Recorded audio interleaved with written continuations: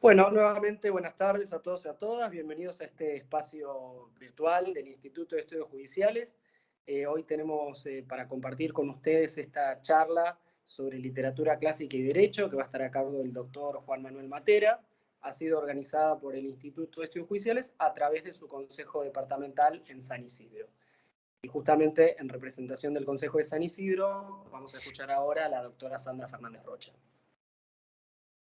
Buenas tardes a todos, un placer tenerlos en este Zoom y un placer estar con la presencia del doctor Juan Manuel Matera.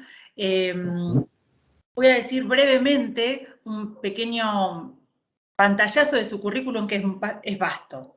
En principio es prosecretario letrado de la Sala A de la Cámara Nacional de Apelaciones en lo Civil, es titular de materias Civil 3 y Civil 5 en la Facultad de Derecho de la Universidad de Concepción del Uruguay y también titular de seminarios de Derecho Público. Ejerció como docente en la Universidad de Buenos Aires y en la Universidad Católica Argentina. Es coordinador de programas internacionales de la Academia de Intercambio de Estudios Judiciales. Organiza y coordina programas de capacitación continua para jueces y funcionarios en América Latina, Estados Unidos, Europa y Asia. En el ámbito cultural, participa de grupos de literatura clásica y dramaturgia. Dictó el curso Mitología, Literatura Clásica y Derecho, que se replicó en varias jurisdicciones de la provincia de Buenos Aires y en distintas provincias del país. En el año 2020 dictó el curso El rol del derecho en la historia de la civilización, dividido en dos partes, replicado también en distintas jurisdicciones de la provincia y en distintas provincias del país. Dicta y coordina ciclos culturales destinados a integrantes del Poder Judicial de distintas provincias del país. Bueno, hoy lo tenemos y nos va a hablar de literatura clásica y derecho. Doctor Juan Manuel Matera, todo el público suyo. Muchísimas gracias. Muchas gracias. Gracias, Sandra. Muchas gracias al Instituto de Estudios Judiciales, Departamental de San Isidro. Muchas gracias a Camilo y a Fernando Fasano por toda la asistencia logística y a Sandra por convocarme. Cuando hablamos por teléfono que me convocaste para esta actividad, en realidad veníamos de dar los cursos de Historia del Derecho, de la génesis, Arqueología y Derecho, eran en realidad, y el rol del derecho en la historia de la civilización. Y me acuerdo que cuando me llamaste me dijiste, elegí el tema que quieras. Así que te agradezco muchísimo por esa oportunidad, por esa libertad a la hora de elegir, porque siempre lo que me sucedía en estos últimos 2 años, 3 años dando este tipo de ciclos, el primero sobre mitología y la imagen del derecho y la justicia en la mitología y la mitografía, y los segundo y tercer año hablando sobre arqueología y derecho y el rol del derecho en la historia de la civilización. Siempre me pareció que la última parte sobre literatura clásica y derecho nos quedaba con poco tiempo para desarrollar. Así que muchas gracias por la oportunidad de poder desarrollar estos conceptos en este ámbito y con este auditorio. Quiero compartir un PowerPoint, lo que voy a pedir, porque a través de la plataforma Teams, una vez que comparto PowerPoint, no los veo a ustedes. Así que, Sandra, te pido si me confirmas que una firmina que dice Oxford Companion to Classical Literature se ve. Está perfecto, se ve. Perfecto, muy bien. Entonces vamos a comenzar y si en algún momento hay alguna dificultad técnica, como no los veo, les voy a pedir que me frenen.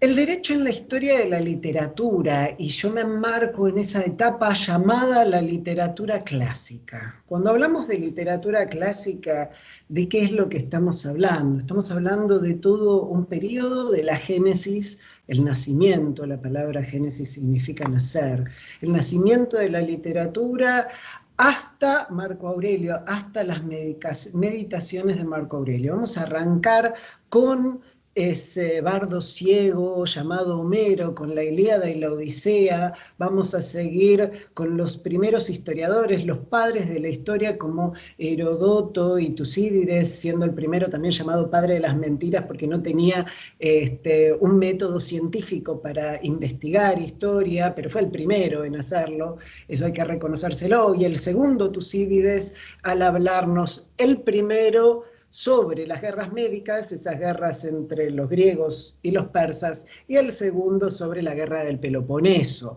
la guerra de los espartanos y los atenienses y todas las ciudades-estado decidiendo en qué bando iban a formar parte.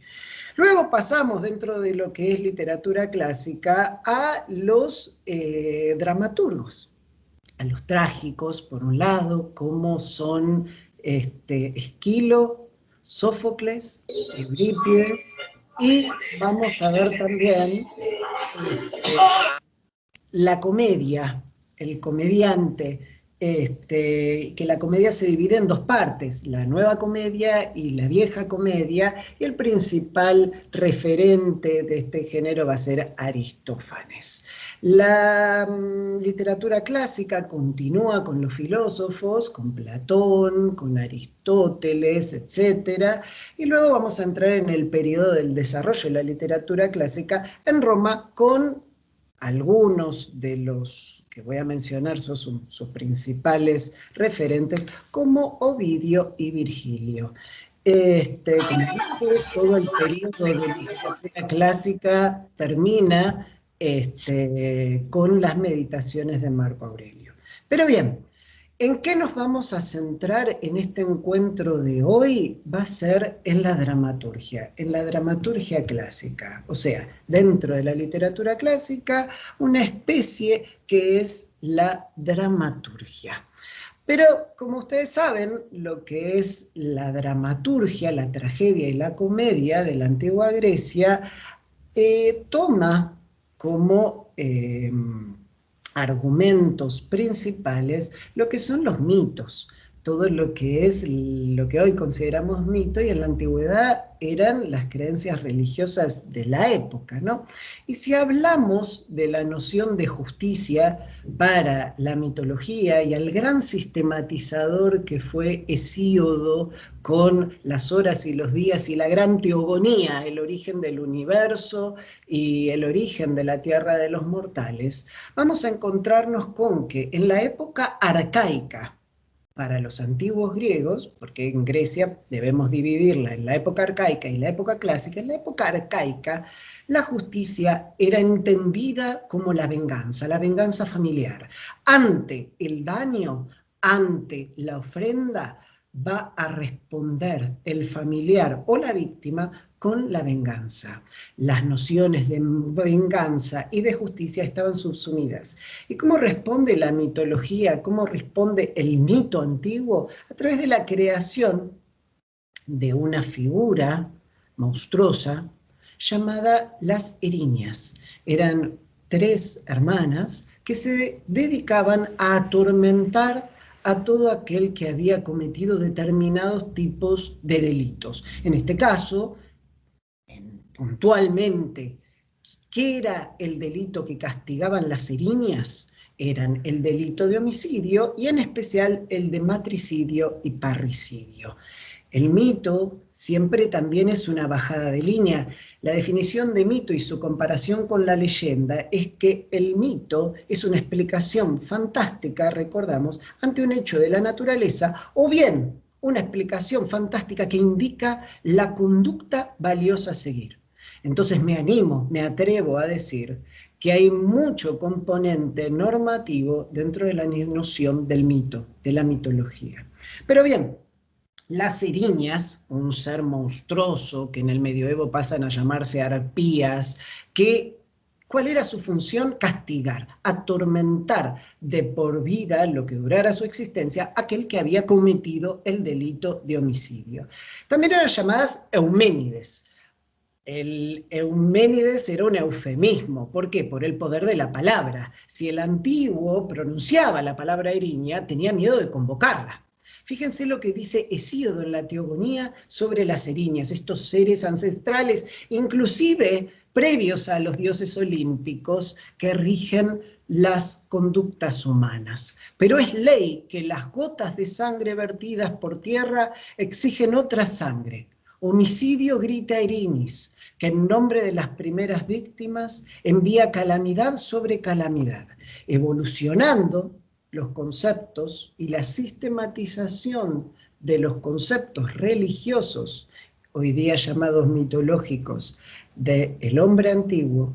Vamos a ver que las nociones de mitología sobre justicia están asociadas a tres hermanas, que ya no son la venganza de las eriñas, sino que son llamadas las horas. Las horas eran tres hermanas llamadas Eunomia, Dike e Irene. Eunomia era la ley, su opuesto era disnomia, la falta de ley, algo caótico, algo sin norma. Dike era el valor justicia, Dike o dice. El contrapuesto a Dike era asidia, la asidia era la falta de justicia. La tercera de las hermanas era Irene o Eirene, que era la paz. Si alguna de las que está escuchando se llama Irene, ya sabe de dónde viene su nombre. De hecho, en la antigüedad y en griego antiguo se solía utilizar el término Irene para referirse a un tratado de paz entre estados. De hecho, también hay alguna raigambre etimológica en la palabra Irene para referirse, los antiguos, al considerado arqueológicamente el primer tratado internacional de la historia, que es el Tratado de Kadesh. Pero bien, pasados estos conceptos y saliendo lo que es la noción de venganza con las eriñas, esos seres monstruosos que castigaban automáticamente, sin sopesar ningún atenuante ni agravante, aquel acusado del delito de homicidio, con su evolución con las horas, vamos a hablar del teatro. Lo que nos va a reunir hoy en este encuentro de literatura clásica y derecho, especialmente es la dramaturgia antigua. Y tomé una definición que encontré en el Gorgias de Platón sobre el teatro, que Platón pone en boca del Gorgias, de ese sofista de la antigüedad, que me pareció fantástica para definir lo que es el teatro. Dice, el teatro es un acto de engaño, donde quien engaña es el más honesto y el engañado es el más sabio. Si tomamos la palabra teatro, que etimológicamente es una palabra difícil de traducir del griego antiguo, pero lo más aproximado es lugar para mirar, sabemos que se divide en dos géneros, la tragedia y la comedia. La palabra tragedia viene de tragedos. Tragedos significa la canción del macho cabrío. ¿Y por qué dirán qué significa esto y qué tiene que ver con el teatro? Bueno, cada rama del arte tenía una diosa o un dios que era la madrina o el patrono de lo que es esa rama artística.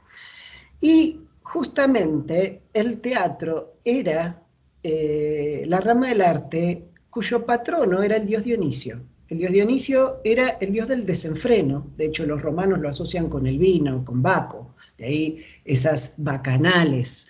El dios Dionisio, como toda deidad de la antigüedad, tenía un ser mitológico que lo secundaba y era el sátiro, ¿sí? Entonces, que era ese macho cabrío, la canción del macho cabrío está referida a los ditirambos, que eran rituales carnavalescos dedicados al dios Dionisio, y la canción del macho cabrío se refiere a esa génesis del teatro.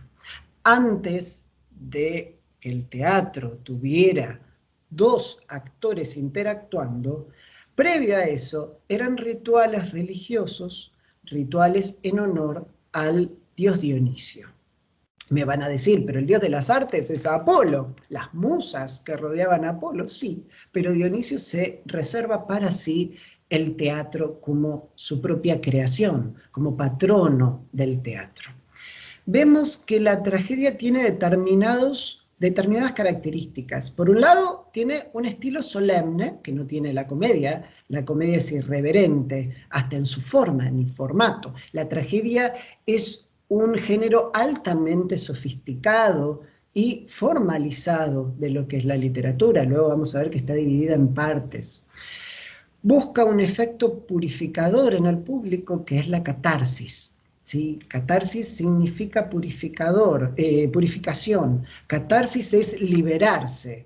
¿Qué busca la tragedia? Enfrentar al individuo a esos demonios de la existencia, aquellos demonios que le recuerdan la finiquitud de la vida. Y siempre los personajes trágicos, como Sófocles, como Edipo, como Sísifo, se van a encontrar con esos valladares de la vida y situaciones imposibles de sortear, pero sin embargo siempre enfrentan eso con la mayor dignidad posible. Por eso cuando hablamos de tragedia, muchas veces la gente dice algo totalmente dramático, al extremo, pero detrás de ese drama, detrás de esa catarsis, al mismo tiempo encontramos la recidiva del ser humano, esa facultad del ser humano de sobreponerse constantemente.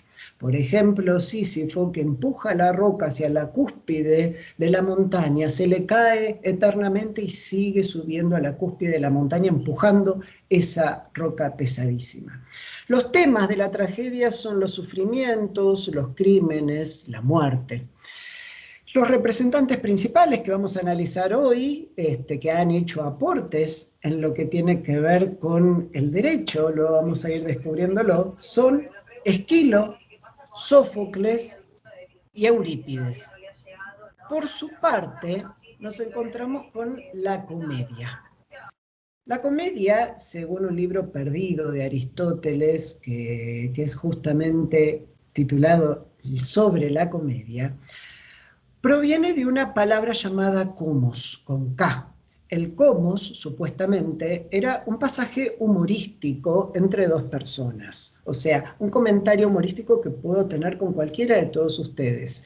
De ahí vendría la palabra comedia. Las características de la comedia es un estilo desinhibido, es irreverente, busca hacer reír mediante la ridiculización, presenta a los personajes típicos, ¿no? El avaro, el gracioso, el viejo verde, el fanfarrón, y los representantes son Aristófanes y Menandro.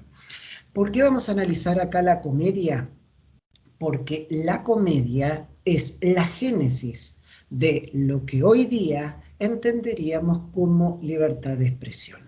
Luego vamos a desarrollarlo con detenimiento, porque en esa época nace el concepto de parresía o parresia, que era que todo lo que yo dijera con ánimo iocandi en una obra de teatro no iba a poder ser objeto de enjuiciamiento. Entonces es lo más cercano que vamos a encontrar a la génesis de la libertad de expresión. Luego, obviamente, Foucault lo va a desarrollar como parresía, como la obligación del ser humano de expresar la verdad, su verdad. ¿Sí? Pero en esa época nos quedamos con el concepto de parresía como esa génesis de la libertad de expresión, con un Aristófanes que a través de sus obras como Las nubes, Las avispas, critica al sistema, critica a los gobernantes de turno, critica a los jueces. En Las avispas y Las nubes se la pasa criticando al sistema judicial y se la pasa criticando a los jueces. Y sin embargo no era objeto de ningún tipo de represalia. Entonces, ¿dónde encontramos esa génesis de la libertad de expresión? Luego vamos a desarrollarlo con detenimiento en la comedia. Pero ojo, en la comedia de Aristófanes. La comedia se divide en dos etapas, la vieja comedia y la nueva comedia. El principal referente de la vieja comedia es Aristófanes. El principal referente de la nueva comedia es Menandro. ¿Cuál es la diferencia entre los dos? Es que en la vieja comedia rige la parresía, en la nueva comedia no. ¿Por qué? Porque en la etapa de la nueva comedia ya nos encontramos con el dominio de Filipo II de Macedonia sobre Atenas, y a Filipo, ya posteriormente en la época helena también, ¿no? Pero a Filipo no le causaba ninguna gracia ser criticado a través de una obra de teatro. Pero, ¿de qué nos sirve también la tragedia? En una obra de Simon Critchlade sobre filosofía y tragedia, llamada La tragedia, los griegos y nosotros, nos dice, la tragedia nos muestra lo que es finito, lo que es frágil, aquello que lamentablemente se nos acerca, aquello contra lo que no podemos. En un mundo definido por una implacable velocidad e incesante aceleración de la información que cultiva la amnesia, yo agrego la amnesia colectiva, y una sed constante por el futuro a corto plazo mediante el culto a nuevos y prostéticos dioses de la tecnología, la tragedia es una manera de aplicar un freno de emergencia. Tan preocupados que vivimos nosotros por el futuro y por este presente tecnológico al que nos esforzamos todos los días por adaptarnos, de vez en cuando hay que poner un freno y volver a los clásicos. Pero bueno, este es un encuentro, una charla sobre literatura clásica y derecho, y en especial sobre dramaturgia y derecho. Para ello, vamos a arrancar con la tragedia y vamos a encontrar con el padre del teatro. Vamos a empezar con él, Esquilo. Esquilo es llamado el padre del teatro, si bien no es el primero en escribir teatro, porque el primero en escribir teatro fue un escritor llamado Thespis, pero la arqueología aún no nos ha descubierto ninguna de las obras de Thespis. Esquilo fue el primero en crear el segundo actor, o sea, pasamos de soliloquios, de un solo actor recitando, que también venían de esos ditirambos en favor del dios Dionisio, a una obra de teatro donde hay dos actores interactuando. Esta es una creación de Esquilo y por eso se lo llama el padre del teatro. Acá estamos aproximadamente en el año 525 a.C. Esquilo era reconocido, además de por ser el padre del teatro, como un héroe de guerra, porque había luchado en la batalla de Salamina, en la guerra contra los persas, la resistencia griega contra los persas. Entonces era una persona muy respetada, tanto como héroe de guerra como dramaturgo. De hecho, en su lápida figuraba sus valores no como padre del teatro, sino como héroe de guerra, ¿no? Cosa que a él lo enorgullecía mucho. Esquilo trae la primer trilogía de la literatura, de la dramaturgia, pero también de la literatura en general. Esta trilogía se llama La Orestiada, de lo que sucedió con Orestes. La Orestiada está dividida en 3 obras. La primera se llama Agamenón, la segunda se llama Las Coéforas y la tercera se llama Las Euménides, esas erinias que vimos al principio de la charla. ¿Dónde nos vamos a centrar nosotros para lo que es la literatura clásica y el derecho? En la tercera parte de la trilogía, que es Las Euménides. ¿En qué consiste la historia? Tenemos que remontarnos a la guerra de Troya. Agamenón, el rey de Micenas, Agamenón, logra reunir a los comandantes de todas las polis griegas para ir a combatir en Troya, supuestamente para rescatar a una reina espartana que había sido raptada por Paris, o bien también que se enamoró de Paris y se escapó con él hacia esa nación riquísima del Asia Menor llamada Troya. El rapto de Helena fue la excusa perfecta para los griegos para sitiar y saquear Troya. El sitio de Troya dura 10 años y tardaron también algunos, como Ulises, como Odiseo, 10 años más en volver. Pero bien, estamos con Agamenón. Agamenón vuelve de Troya esperando que le tiren la alfombra roja. Soy el líder, soy el vencedor de esa nación riquísima del Asia Menor. Vuelve a su nación y lo esperan. Lo espera su esposa. Lo espera la reina Clitemnestra, pero lo espera con un cuchillo en la mano.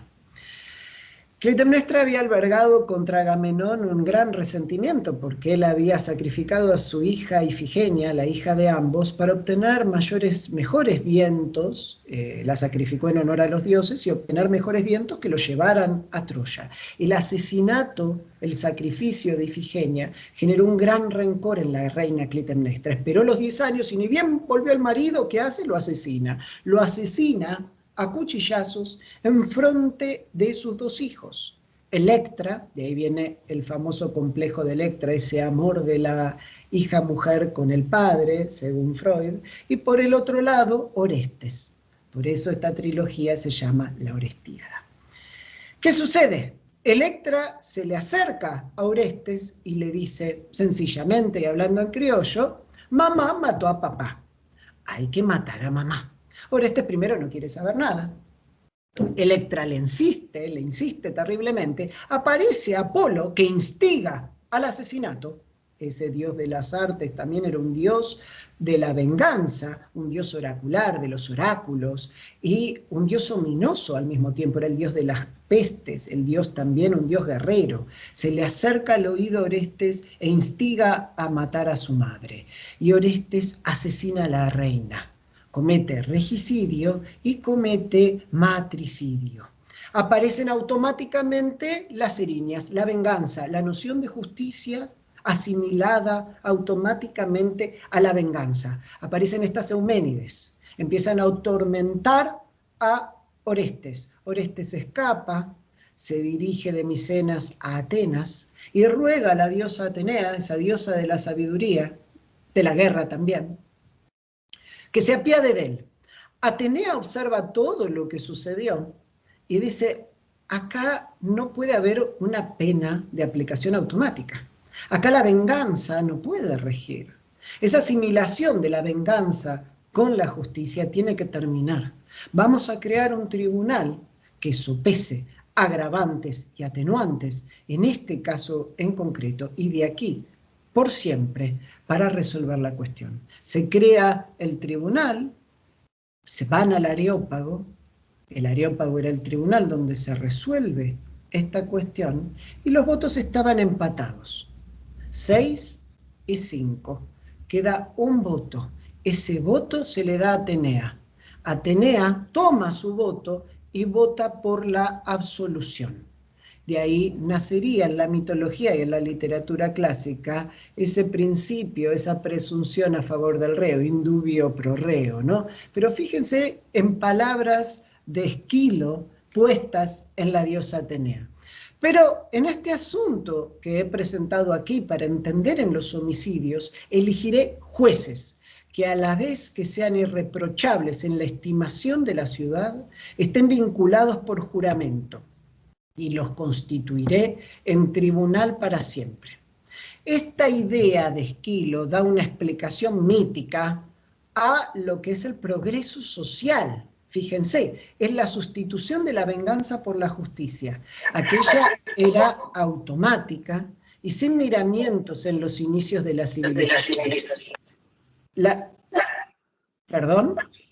La justicia ya no es concebida de un modo de condena automático, sino como un instrumento para introducir la razón en los procesos de culpabilidad al tiempo que ha de ser administrada por un poder delegado en la comunidad. Es la primera vez en la historia de la literatura donde vemos esa delegación a la ciudadanía para que decida en un pleito determinado.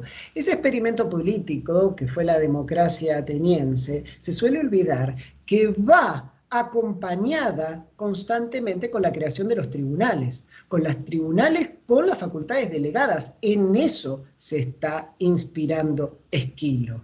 La salida de la venganza hacia la justicia es también el desarrollo del experimento político que fue la democracia. De hecho, los tribunales de la antigüedad, de la antigua Grecia, ya sea el Areópago, el Delfinión, el Paladión, podían estar llegados a consistir en 501 miembros del jurado, como fue aquel jurado que enjuició a Sócrates y que lo terminó condenando. Había que estar muy seguro como abogado, en su época se llamaban los logógrafos, para presentar un caso. Si Esquilo nos trae la primera trilogía de la historia, Sófocles nos va a traer un elemento que suele ser pasado por alto en algunos análisis de su obra, para mí la más importante en su dramaturgia, que es Antígona, que es la primera vez en la historia de la literatura en que se plantea una discusión de filosofía del derecho. Con Sófocles y el personaje Antígona hay una discusión ontológico-jurídica. Hay una discusión acerca de la validez de una norma positiva frente a una norma divina. Podríamos decir que Sófocles fue el primer ius naturalista. Bueno, sería aventurado, porque Sófocles obviamente ni consideraba lo que era el derecho natural, ni lo que era el ius naturalismo, pero sí fue el primero en escribir una discusión ontológico-jurídica. ¿Cómo es la cuestión de Sófocles en esto de la historia de Antígona? Bueno, ustedes saben que Antígona era la hija de Edipo, aquel ser trágico que resuelve el misterio de la Esfinge, el enigma de la Esfinge que asolaba la ciudad de Tebas, libera la ciudad de Tebas, se convierte en rey de Tebas y se casa con la viuda reina de Tebas. Sin saber que se estaba casando con su madre y que previamente había asesinado a su padre, y eso para él fue tal vergüenza que se arranca los ojos y se la pasa como un peregrino atormentado por las eriñas, con la escolta de su hija. Pero bueno, esa es otra historia para otro momento en que quieran hablar de mitología. Edipo fallece y ¿qué sucede? Una guerra civil en Tebas. ¿Por qué? Porque quienes heredan el trono de Tebas eran los dos hijos de Edipo, con esa esposa madre de él, que eran Eteocles y Polinices. ¿A qué arreglo llegan Eteocles y Polinices? Bueno, gobernamos un año cada uno.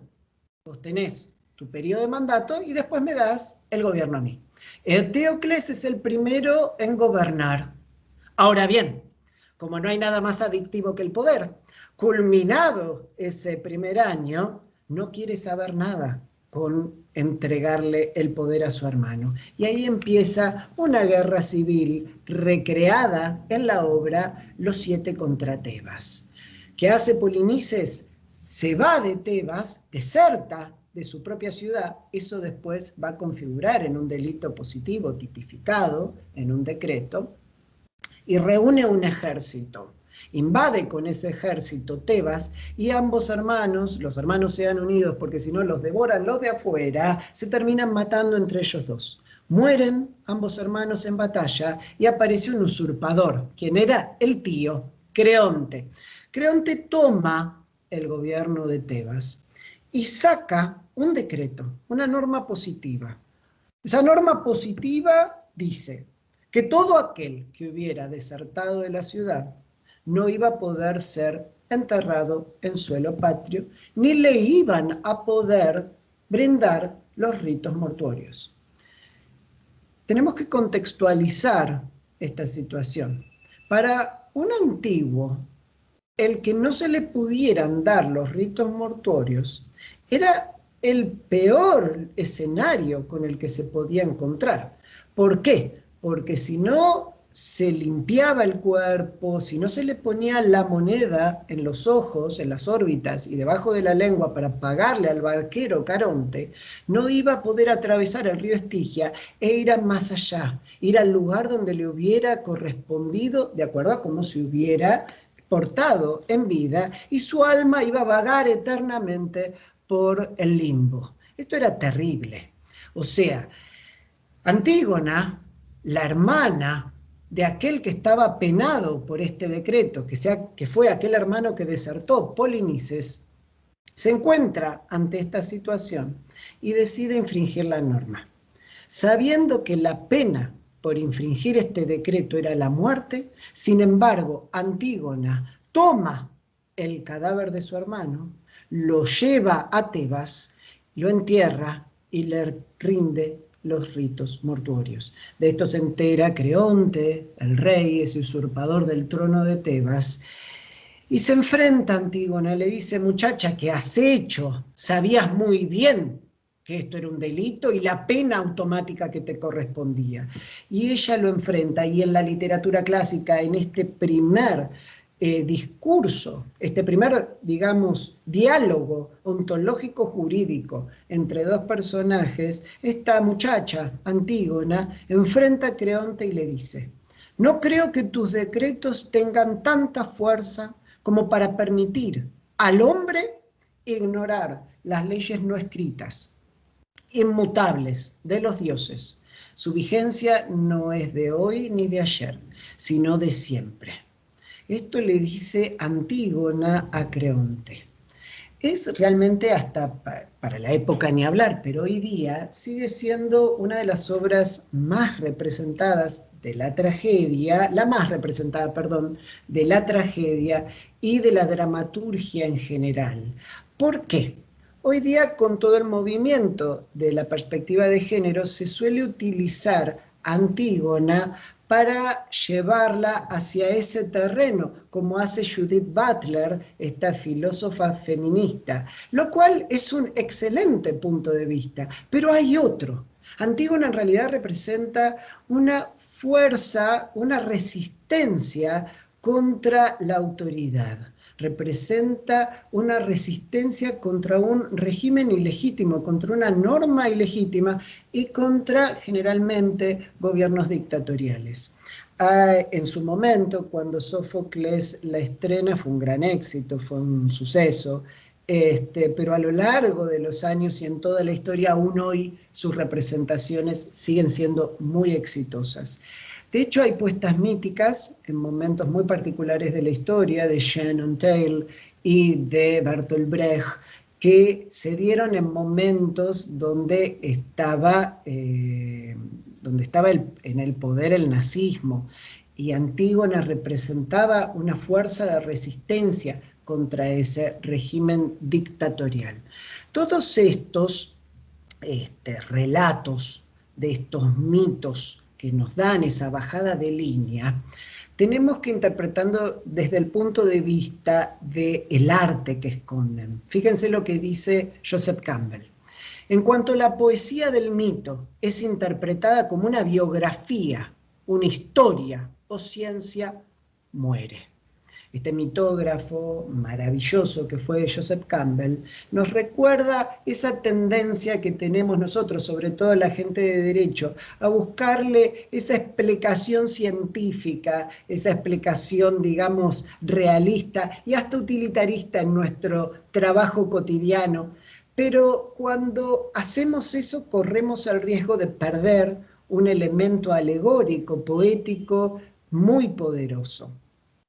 Quiero aclarar que hay un componente anecdótico en estas dos figuras, tanto la de Esquilo como Sófocles. Ambos fueron enjuiciados, ambos sintieron el rigor del poder judicial de su época. Esquilo, una persona muy reconocida, muy importante, muy prestigioso para la época, fue enjuiciado por sacrilegio. Dentro de la religión antigua había un grupo de culto religioso que se llamaba los misterios de Eleusis, que se practicaban en la ciudad de Eleusis, que tenían que ver con la renovación de los frutos, con la fertilidad, con la diosa Demeter o Ceres, de ahí viene la palabra cereales. Estos eran secretos, misterios, no se podían develar. Sin embargo, Esquilo, supuestamente, en un escolio de una obra, un escolio son anotaciones que hacen los autores antiguos, revela misterios de Eleusis, y por eso es llevado a juicio. Dado su carácter de veterano de guerra en las guerras médicas y su carácter de padre del teatro, algo de lo que se enorgullecía mucho Grecia, logra zafar, digamos, de la condena, que era condena a muerte. Sófocles, por otro lado, y esto para los que se dedican al derecho de familia, tenía la particularidad y la mala fama de ser muy avaro. Y en su avanzada edad, ambas personas vivieron 80 y pico de años, cosa que para la época era llamativo, era gente muy longeva. Sófocles fue enjuiciado por su hijo, que quería que lo declararan insano. ¿Pero por qué? Supuestamente era muy avaro, muy amarrete. Entonces lo lleva a tribunales. ¿Cómo se defiende Sófocles? Recitando de memoria Edipo en Colono. Bien, así como hemos visto la tragedia, ahora vamos a pasar a ver la comedia. Y ese componente, ¿hasta acá estamos bien? ¿Me están escuchando? Porque yo veo solo mi PowerPoint. Sí, perfecto. Bien. Bien. Bien. Vamos a la comedia. Yo les dije que la comedia se divide en dos, la vieja comedia y la nueva comedia. Nos vamos a quedar con la vieja comedia.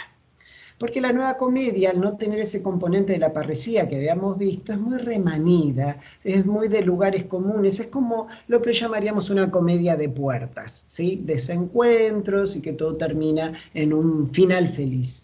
La vieja comedia tiene ese elemento irreverente de crítica. Y acá nos encontramos con Aristófanes, quien nunca haya leído una obra de Aristófanes, realmente lo exhorto a hacerlo, porque no solo son sumamente graciosas, sino que tienen una gran creatividad y un componente de crítica social enorme. Acá ya estamos en el 444 aproximadamente antes de Cristo, y las principales obras de Aristófanes son Las nubes, las avispas, las ranas, La asamblea de las mujeres. Hoy vamos a charlar sobre las avispas y las nubes. Las avispas, ambas obras, critican fuertemente al sistema de justicia de la época. Si creemos que la crítica constante al poder judicial a la que nos enfrentamos todos los días es algo de nuestros tiempos, debo decirle que 25 siglos atrás ya era muy común que en obras de la literatura clásica se criticara constantemente al poder judicial. Vamos a las avispas. Las avispas del 422 a.C. La obra gira en torno al Filocleón, que significa, es un nombre parlante, significa amigo de Cleón. Cleón era el político máximo de la época, era el político más encumbrado, el más poderoso, pero también muy criticado por sus comportamientos populistas. Y su hijo, Bedicleón, que odia a Cleón, es una vieja generación y una nueva generación. Una vieja generación que ama la tradición que representaba el político Cleón y una nueva generación que detesta a ese político. Fíjense que sus nombres parlantes marcan una posición ante el político ateniense Cleón de Atenas. Aristófanes en sus obras va a criticar constantemente no solo a Cleón, sino también a Sócrates. Y les va a llamar mucho la atención que la crítica central a Sócrates en la obra de Aristófanes es por supuestamente su calidad de sofista, algo con lo que supuestamente también Sócrates luchó toda su vida y lo vemos en las obras de Platón. Ahora bien, Aristófanes, sin embargo, lo acusa de ser un sofista, ¿sí? Y de hecho, en Las nubes vamos a ver de crear una escuela de sofismo para zafar de los procesos judiciales. Eso luego vamos a analizarlo. Lo interesante de las avispas, sin embargo, es que nos habla sobre la adicción a los tribunales. Si en la actualidad consideramos que nuestra sociedad es altamente litigiosa, los antiguos también lo creían. Los atenienses consideraban que su sociedad era excesivamente litigiosa, que los tribunales estaban plagados de pleitos y que había mucho abuso al sistema judicial. A tal punto que había una figura, se había tipificado una figura delictual llamada la psicopantía. ¿Qué era la psicopantía y qué era ser un psicopante? Era aquella persona que abusaba del sistema judicial, lo utilizaba para poder enriquecerse a costas del denunciado, ¿sí?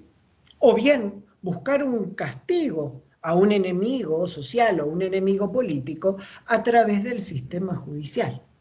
Eso se llamaba un psicopante y de hecho se tipificó de tal manera que si a una persona la encontraban en 3 oportunidades cometiendo psicopantía, o sea, armando juicios falsos, podía perder sus derechos políticos, lo cual era terrible porque implicaba también el destierro. Pero volvamos a las avispas. Yo hice esta contextualización porque la obra habla de una adicción a los tribunales. El principal protagonista, llamado Filocleón, que ama a Cleón, es un juez adicto totalmente a los tribunales y se la pasa en el ágora juzgando. Se la pasa en su casa también juzgando a todo el mundo. Se la pasa en la calle juzgando a todo el mundo. La mayor parte del día está en el tribunal trabajando. Y el hijo dice, mi padre es adicto a los tribunales, sufre de una adicción, se la pasa siendo juez en su vida social, en su vida personal, ni hablar en su vida profesional, se la pasa juzgando. Y entonces lo ve como una enfermedad. Y este hijo, ¿qué hace? Encierra al padre en la casa. Y al padre le agarra como un efecto de abstinencia, se quiere escapar de la casa de toda manera y empiezan escenas muy graciosas. En el clímax de la obra, es algo increíble lo que ha escrito Aristófanes en ese momento, el hijo idea como si fuera un proceso de rehabilitación del padre. Y entonces le empieza a crear juicios simulados, donde en ese clímax de la obra, y el juicio más gracioso, es el juicio al perro. O sea, acá el protagonista tiene que decidir si el perro tenía derecho a comerse el queso siciliano o no tenía derecho a comerse el queso siciliano. Pero en otro clímax de la obra, y algo alegórico y visual para la época, y de ahí viene el nombre Las Avispas, hay un momento en que una persona es acusada, llevada a juicio, y todo el jurado está disfrazado de avispas con sus aguijones atacando a aquel que ha sido enjuiciado. Con esto Aristófanes está criticando la excesiva litigiosidad de la sociedad ateniense, pero también está criticando una reforma judicial. En esa época hubo una reforma que implicaba que a los jurados se les iba a pagar un óbolo, que era algo así como medio jornal de salario diario para la época. No se puede traducir en las equivalencias con precisión, ¿no? Pero sería medio jornal de trabajo. Esto fue muy controvertido en la época que se empezara a pagar la función de jurado porque se consideraba un deber cívico. Y entonces, en Las Avispas, Aristófanes lo que nos va a decir es que quienes se dedican a ser jueces va a ser gente de avanzada edad y gente con disvalías, por la cual no tienen manera de proveerse sus propios medios para poder subsistir. Entonces, ¿qué hace? Se dedican a ser jueces. Esta es una gran crítica al sistema judicial. Por el otro lado, Aristófanes escribe Las Nubes. Las Nubes es una obra donde el principal protagonista, llamado Estrepsíades, se encuentra con que el hijo es un gran jugador, apuesta en las competiciones ecuestres una gran cantidad de dinero y lo pierde. Entonces dice, bueno, tenés que ir a la escuela de Sócrates, llamada El Pensadero, la llaman El Pensadero irónicamente, para que aprendas sofismo y zafes de los procesos que te han iniciado. O sea, lo manda el hijo a estudiar sofismo con el único fin de zafar de las demandas judiciales. Como ve que el hijo no sirve ni para eso, se anota a él y empiezan a haber una serie de situaciones muy cómicas. Y como se da cuenta también que no aprende nada, incendia la escuela de Sócrates. Así termina con una gran crítica al sistema judicial, la obra Las nubes de Aristófanes. Hay otro elemento interesante de esta obra, Las nubes, es que encontramos a Sócrates subido a un tacho, colgando de un árbol, y Sócrates está mirando el cielo. Y desde abajo le preguntan, ¿qué estás haciendo? Estoy esperando la tormenta. Y le dice, sí, Zeus, el padre de los dioses, va a enviar la tormenta. No, dice Sócrates, Zeus no existe. Quien va a traer la tormenta es el torbellino, son las nubes. De ahí viene el nombre de la obra. Pero con esa escena estaba acusando a Sócrates de sacrilegio, de negar la existencia de los dioses, que ustedes saben es uno de los argumentos por los cuales fue enjuiciado y después condenado Sócrates. Digamos, Aristófanes en la época con su crítica no le hizo ningún favor. Pero bien, otro de los elementos que vamos a ver en la obra de Aristófanes es una gran cantidad de personajes femeninos. Y esto tiene que ver con la influencia de Aspasia. Aspasia era la mujer con la que se casa Pericles, que era una etaira era una prostituta venida del Asia Menor, que para la época era todo un escándalo. Imagínense lo que era el rol de la mujer en la época del siglo de oro ateniense, ¿no? Esa época de Pericles, donde la mujer estaba recluida y condenada a estar encerrada y no salir nunca, y encerrada con los labores hogareños.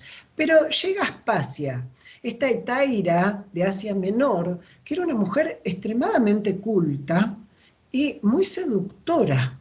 De hecho, tenía reuniones sociales, hacía unas tertulias con los intelectuales de la época, que sentían que ella estaba a la altura intelectual de ellos. Pericles queda fascinado con ella, Sócrates participaba supuestamente también de esas tertulias, y se inicia una influencia de Aspasia y de su componente seductor femenino en la sociedad ateniense de la época. En esa época, quiero interpretar que influenciado por toda esta corriente, Aristófanes empieza a escribir personajes femeninos fuertes. Para un teatro donde los personajes femeninos y masculinos eran interpretados por hombres, ¿sí? Y nos encontramos con Antígona primero, joven que osa desafiar la ley injusta de un tirano en nombre de los principios humanitarios. Segundo, Lisístrata, en plena guerra, la guerra del Peloponeso, tiene la fantástica ocurrencia de aliarse con las mujeres del bando enemigo para organizar una huelga sexual conjunta hasta que se firme la paz. O sea, cansadas las mujeres de cómo los hombres gobiernan y cómo están llevando a la miseria a la ciudad con continuos combates bélicos, deciden, en una trama muy graciosa, esta huelga sexual para que se firme la paz. Pero creo que la más interesante de todas, que recomiendo fuertemente su lectura, es La Asamblea de las Mujeres. En La Asamblea de las Mujeres, su personaje principal, Praxágora, al frente de un grupo de vecinas atenienses, suplanta a los hombres en la asamblea, el cuerpo de gobierno ateniense, y con los votos femeninos instaura un régimen comunista igualitario. Es la Asamblea de las Mujeres lo más cercano a un régimen comunista que vamos a encontrar en esta etapa de la literatura. Obviamente ellos no sabían en la época qué iba a ser el comunismo, ¿no? Pero las ideas de esta Asamblea de las Mujeres que suplantan a los hombres en el gobierno son muy similares a la instauración de un gobierno comunista. ¿Por qué? Cansadas las mujeres de que los hombres no supieran gobernar y que llevaran con la guerra del Peloponeso a una crisis total, toman el gobierno y estatizan todas las propiedades. No existe más la propiedad privada. Le dicen a cada individuo e individua a qué se van a dedicar, y es lo más cercano que podemos encontrar a un sistema comunista. Pero si voy a hablar de género, creo que no es Antígona la obra más fuerte en el tema. Creo que no es Aristófanes quien ha levantado estos principios con mayor ahínco. Yo creo que es Eurípides. La diferencia, que era el más popular de los tres trágicos, ¿no? De Esquilo, Sófocles y Eurípides. Creo que Eurípides era el más popular de la época. Y los personajes de Eurípides, a diferencia de los anteriores, pasan a ser las mujeres y los esclavos. O sea, quienes generalmente determinan el eje narrativo de la trama van a ser mujeres, van a ser esclavos, lo cual para la época era algo muy controvertido. Fue un acto de rebeldía de Eurípides hacer esto. Fíjense en el caso de Medea. ¿Quién era Medea? Volvemos a la mitología. Medea fue la primera hechicera de la mitología, la primera bruja de la época, de la mitología, ¿no? Medea pertenece a la historia de Jasón y los argonautas, aquellos héroes de la antigüedad, que los argonautas eran Jasón, Orfeo, Atalanta, Hércules y muchos más, que se unen en una serie de aventuras en el Argo, que por eso se llaman los argonautas, una nave que circula por los mares en busca de un objeto mágico llamado el vellocino de oro.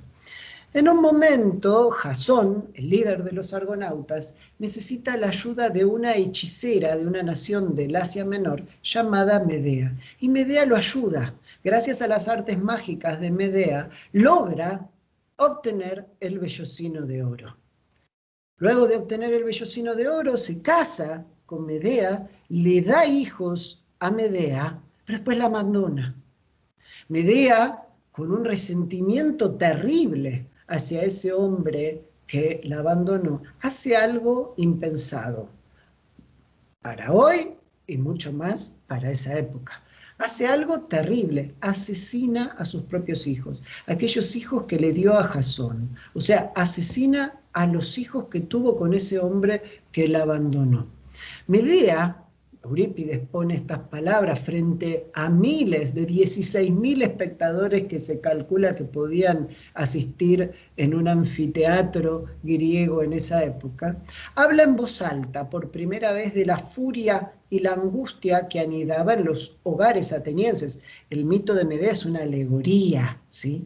Dice, nosotras las mujeres somos el ser más desgraciado.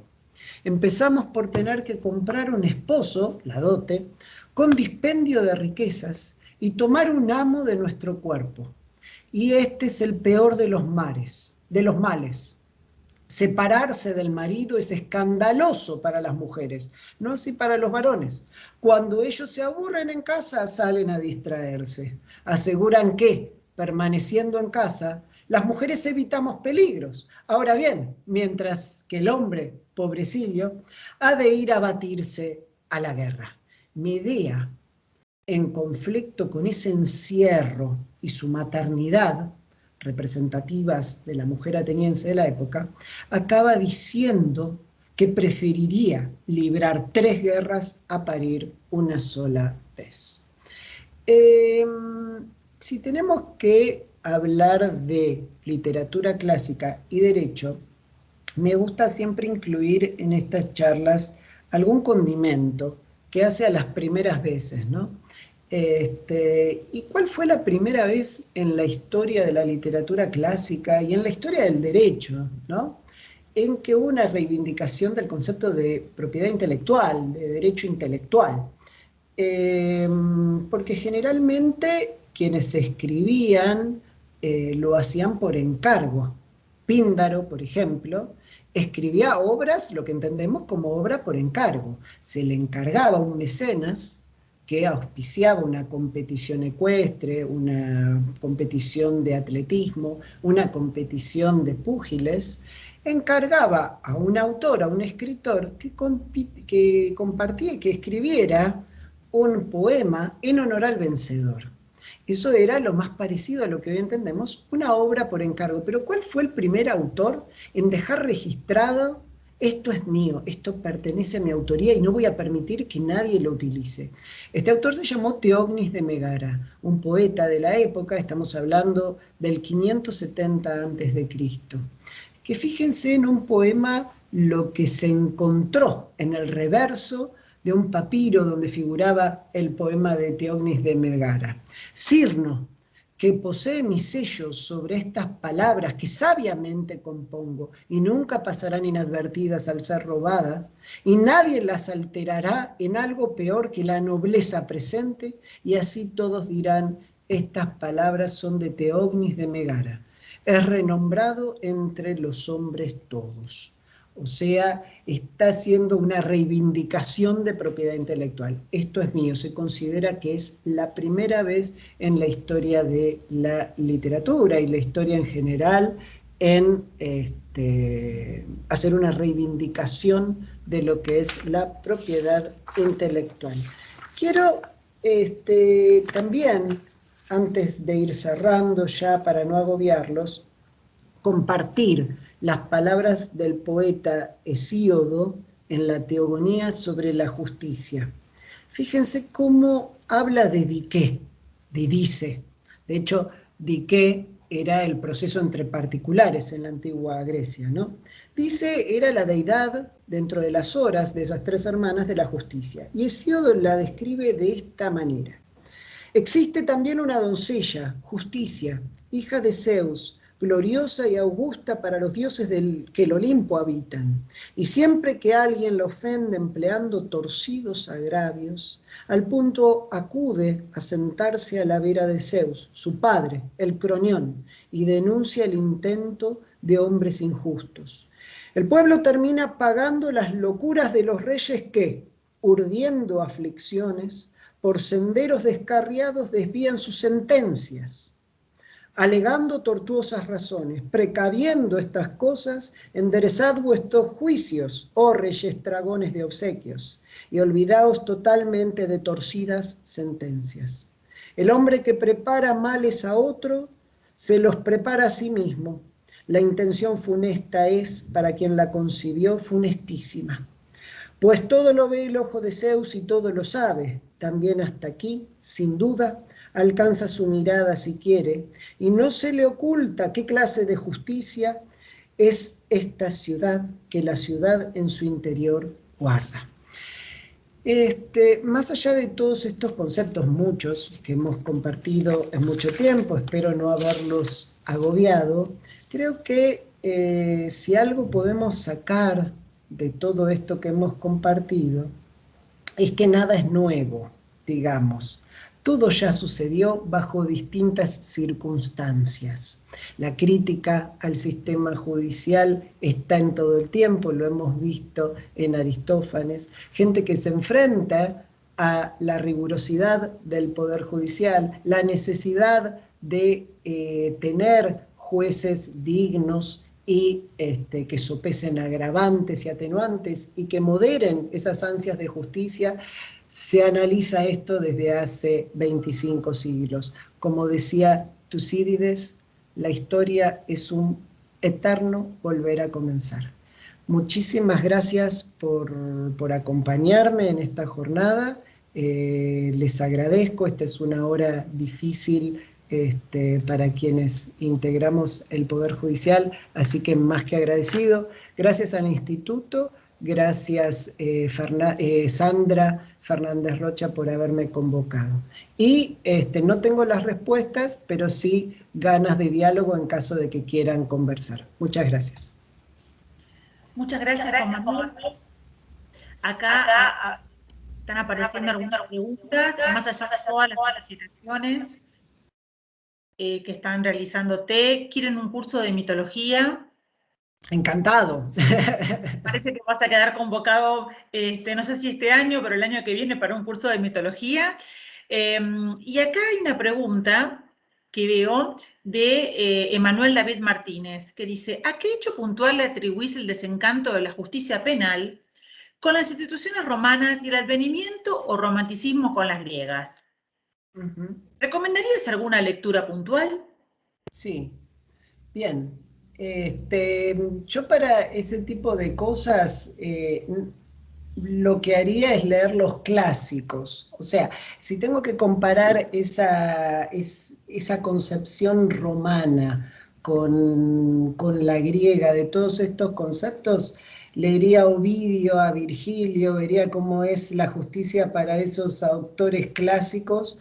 Por ejemplo, Ovidio fue el primero en sufrir un acto de censura gubernamental, ¿no? Augusto censura el ars amatoria, el arte de amar, que fue como el primer libro acerca de las artes eróticas que Octavio o Augusto lo consideró agraviante para la moral de la época que él había impulsado, cosa que no se daba en los griegos, porque nos encontramos con el concepto de parresía. Entonces, yo lo que haría es comparar a los clásicos, leer clásicos de un lado y del otro. Y después tendría que pensar alguna obra que compare la visión del sistema judicial romano con el sistema griego. Hay que tener en cuenta igualmente que el sistema judicial griego de la época clásica era un sistema que recién empezaba. La noción de juez estaba confundida con la noción del jurado, era algo muy incipiente, a diferencia del sistema judicial romano, que era muy evolucionado para la época del Principado, por ejemplo, ¿no? Habría que verlo bien en el contexto, pero es una pregunta muy interesante. ¿Querés acotar algo, Manuel? Porque te veo que estás asintiendo con la cabeza, tenés el micrófono apagado. Sí, ahí lo prendí. ¿Se escucha? Sí, sí, se escucha. ¿Lo escuchás, Juan Manuel? Sí, perfecto. Sí, buenas tardes. La pregunta más que nada apuntaba al juicio por jurado. Desde el año 98, que hubo una reforma judicial en el procedimiento de la provincia de Buenos Aires, bueno, se cambió lo que se llama un modelo de instrucción, después inquisidor, como le llaman comúnmente, por un modelo adversarial, que es de más tipo parecido a lo que era la justicia griega, ¿no? Entonces, la pregunta apuntaba a eso, al juicio por jurado. ¿Por qué ese, digamos, nuevo encantamiento con las instituciones griegas y el abandono un poco o el desencanto con las instituciones de romanas que tanto han regido en el derecho privado y por supuesto el derecho penal público también, ¿no? Sí. Bueno, eso tiene que ver un poquito con A ver, yo creo que el juicio por jurado, y es una opinión personal, es una respuesta a una demanda social. No sé si es la respuesta más acertada. Yo tuve la oportunidad en mi profesión, en mi carrera, de trabajar en distintos países y conocer jueces de muchos países. Y se ha adoptado, digamos, como si fuera una solución, como una respuesta a una demanda social de transparencia y saber qué es lo que hacemos, el juicio por jurado como una verdad revelada. Habiendo conocido el sistema de distintos países, inclusive aquel sistema judicial estadounidense del cual tomamos esa idea y tratamos de replicarla en nuestro sistema, me encontré con muchos estados en los cuales el tema del jurado es controvertido, digamos. La noción que nosotros quizás adoptamos como esta respuesta a la demanda social de transparencia o de saber cómo es la función judicial, en otros países quizás no es tan así, pero es un tema que da, digamos, para un debate. Se ha dado más en el sistema penal, del cual yo no formo parte, entonces yo no podría, yo tengo mucho contacto con colegas de ustedes, por ejemplo Roberto Conti, que de Lomas de Zamora, que ha impulsado mucho el tema del juicio por jurado y conoce muchísimo el tema, entonces yo lo hablaría más con alguien más especializado en la materia. Yo puedo comentar cómo veían el tema del jurado quizás en la antigüedad o esas cosas, porque no es algo que me enfrente diariamente. Pero sí puedo decirle que el sistema judicial del cual adoptamos quizás como una verdad revelada ese sistema de juicio por jurado es un sistema controvertido allá ab initio, sobre todo en casos técnicos jurídicos complejos, ¿no? Yo he estado en una universidad, la Universidad Pública de los Estados Unidos, lo más público que puede haber en Estados Unidos, que es la Universidad de Buffalo, haciendo varios seminarios, y recuerdo un almuerzo con una profesora de Derecho que le había tocado integrar un jurado en un juicio de propiedad intelectual y me confesó en el almuerzo que votó sin entender bien el caso. Entonces, y era profesora de Derecho, ¿no? Entonces, en un lego en la materia, esas son las cuestiones que da el sistema de juicio por jurados y la controversia en los Estados Unidos, dependiendo también del estado, ¿no? Pero, de nuevo, creo que es un tema más para hablar con alguien que tenga en la Argentina más conocimientos específicos del tema.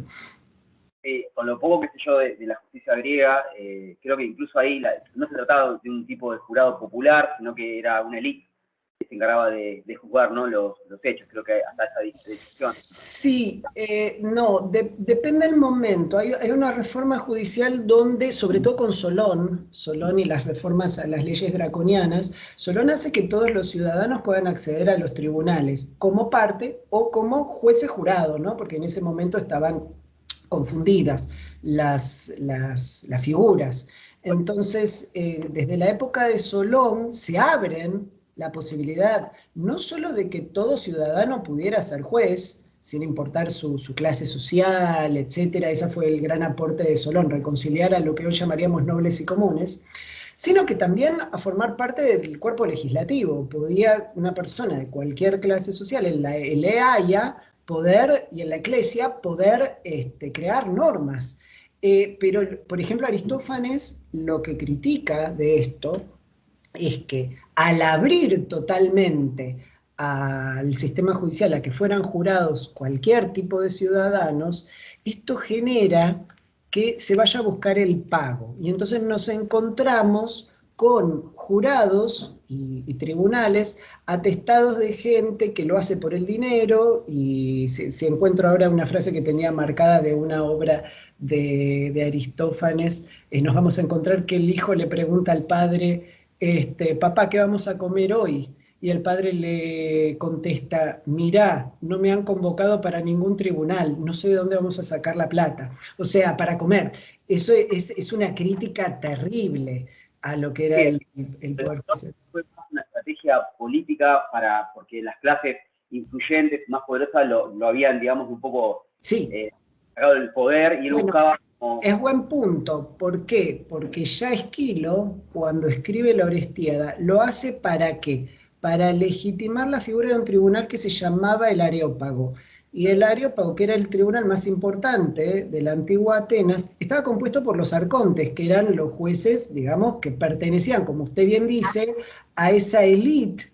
Y entonces las reformas judicial del Areópago era quitarle a esa élite el poder de decidir en los casos más trascendentes de la sociedad griega en ese momento. Se cree que la Orestiada está escrita para sostener un poco esa reforma que se proponía. Se le resta poder a ese tribunal y se le empieza a dar más poder al Paladión o al Delfinión, que eran otros tribunales que entendían sobre otras cuestiones. Muy claro, y muchísimas gracias. Bueno, gracias a usted. Una última pregunta y ya te liberamos, Juan Manuel, porque sé que estás con muchas cosas. El doctor Rodolfo David Neumann pregunta, ¿conoce alguna o algunas obras que vincule religión, arcaicas, clásicas y derecho? Sí, yo la verdad que sí, y me animaría a pasar los nombres. Ahora, después de 1 hora y media hablando, se me van los títulos de la cabeza, pero yo me comprometo a enviar, he escrito unos artículos sobre el tema que me fue publicando IJ Editores que son sobre ese tema, pero no porque los haya escrito yo, sino por las citas que yo utilizo. En las citas que yo utilizo va a encontrar todos los autores que describieron el tema, pero generalmente son los clásicos. Entonces se va a encontrar con cómo fue conformado el Areópago, cómo fue conformado el Paladión, desde la mitología, la explicación mitológica al Paladión, como el tribunal para entender en homicidios culposos, que era porque la diosa Atenea golpeó sin querer a su amiga Palas, y la mató. Entonces, por eso la llamamos Palas Atenea, porque la diosa Atenea, ante la angustia de haber matado a su mejor amiga, antepone el nombre de su amiga al de ella, y el tribunal de la época se llamaba Paladión, para entender en esos homicidios culposos. Hay literatura que habla de todos esos temas, ¿no? El Areópago, como la explicación religiosa del Areópago era el juicio a Ares, el dios de la guerra, que ante Ares ve que están por violar a su hija, y entonces mata a aquel que la quería violar, que era un hijo del dios Poseidón, y entonces en el primer juicio de la historia de la mitología, todos los 12 olímpicos se reúnen para juzgar al dios de la guerra, lo terminan absolviendo, y eso se llamó Areópago, y por eso el tribunal de la antigüedad para juzgar delitos de homicidio doloso se llamaba Areópago, el Delfinión, por Delfos, el centro religioso del mundo antiguo, para delitos de homicidio justificado, y así sucesivamente. Hay hasta para responsabilidad objetiva, pero eso lo podemos hablar en otro momento, o de daños con animales o cosas, lo más cercano a lo que hoy día entendemos por lo que era el 1113, ¿no? Una cosa que llama la atención. A medida que uno más va leyendo, si le interesan estos temas, más va encontrando un tema fascinante. Bueno, Juan Manuel, vamos cerrando, agradeciéndote otra vez por todo este caudal de información que nos das con tanta pasión, que lo manifestás, y con la que tenés de toda esta experiencia y todo este conocimiento, y compartir con nosotros todo lo que conoces. Bueno, te convocamos para el año que viene, ¿querés? Para mitología. Encantado, y hacemos mitología y derecho. Bueno, cómo no. Bueno, me despido de vos y también de todos los participantes. Agradezco también a Camilo y a Fernando Fasano, que nos han ayudado en la parte de informática y siempre están presentes y siempre colaboran muy amablemente. Y los convocamos para las próximas reuniones del Instituto de Estudios Judiciales y para el año que viene, Juan Manuel. ¿Qué te parece? Encantado, siempre es un gusto, y bueno, cuando ustedes quieran nos juntamos. Muchísimas gracias. Bueno, entonces hasta pronto. ¿Qué les parece? Hasta pronto. Gracias.